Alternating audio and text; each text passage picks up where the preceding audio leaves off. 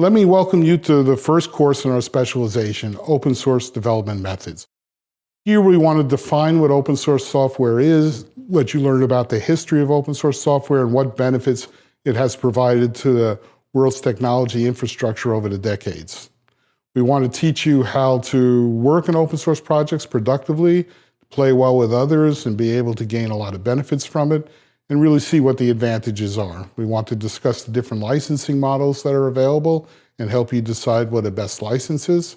We want to talk about methods which are in common use, such as continuous integration, and also the use of GitHub and other hosting providers as a central meeting place for open source projects.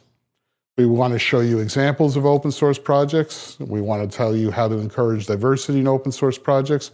We just want to survey the whole field. There will be not many labs here that are actually hands-on exercises. Mostly we will be discussing issues. In the further courses in the specialization, we will have very direct hands-on labs with practical experience. So let's begin.